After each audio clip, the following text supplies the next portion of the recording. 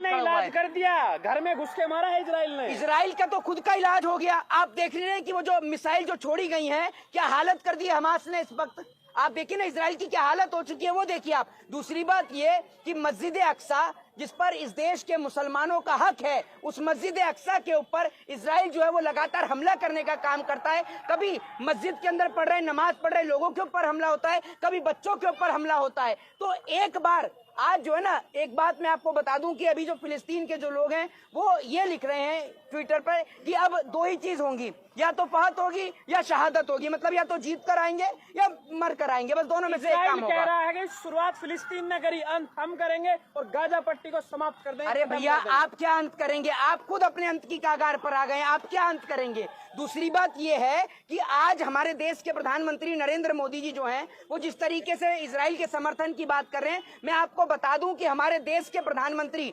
अटल बिहारी वाजपेयी जी ने फिलिस्तीन का समर्थन करते हुए कहा था कि जिस तरीके से, और फिलिस्तीन के अंदर क्या होता है आपको मैं एक बात बता दूं कि 100% भूमि 1948 यानी 1948 से पहले 100% फिलिस्तीन था वहां पर, 100%।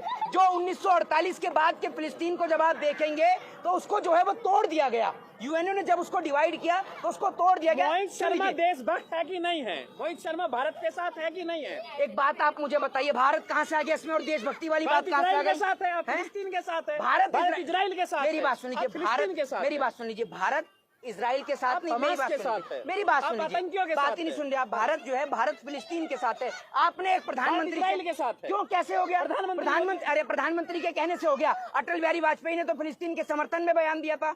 आप इस देश के लोग, आज लोगों को समझ में नहीं आता, एक छोटे छोटे से बच्चों को दीवार से बांधकर उड़ा दिया गया, तब कहाँ थे प्रधानमंत्री?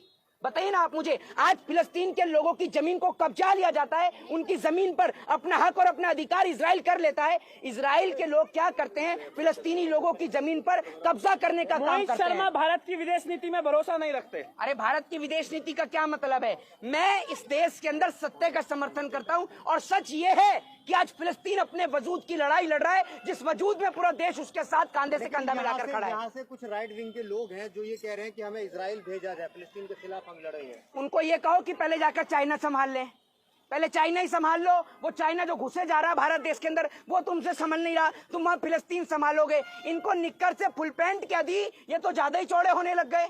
इनको ये तो समझना आना चाहिए। मोदी समर्थक की बात कर रहे हैं? अरे मैं तो मोदी समर्थक तो आंख के अंधे हैं, कान के बहरे हैं, जबान के गूंगे हैं।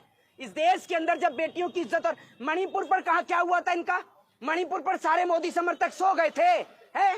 मना करके गया था। इनको पता है इनके डैडी प्रधानमंत्री हैं देश के, इसलिए मणिपुर पर बोले नहीं। और डैडी के चाहने वाला इनका मणिपुर का मुख्यमंत्री था, इसलिए मणिपुर पर बोले नहीं। प्रधानमंत्री ने खटाखट ट्वीट तो कर दिया इजराइल को लेकर, मणिपुर को लेकर तो आपके मुंह से एक शब्द नहीं निकला। जब मणिपुर के अंदर देश की बहन बेटियों को निर्वस्त्र करके घुमाया गया, हमारे देश के प्रधानमंत्री के मुंह से एक आवाज नहीं निकली। और आज ये इजराइल के समर्थन में ट्वीट डाल रहे हैं। इजराइल जैसे शक्तिशाली देश पर हमला हो रहा है। हाँ, शक्तिशाली। सुन लीजिए, हाँ। आप जो है खुश नसीब है कि आप भारत में पैदा हुए, और भारत की तरफ कोई आंख उठाकर नहीं देख सकता, क्योंकि मोदी जैसा शक्तिशाली प्रधानमंत्री है। तो मोदी की वजह से कोई भारत के ऊपर आंख उठाकर नहीं देखता?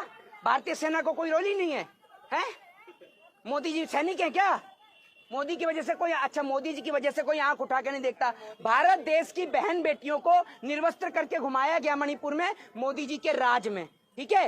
भारत देश की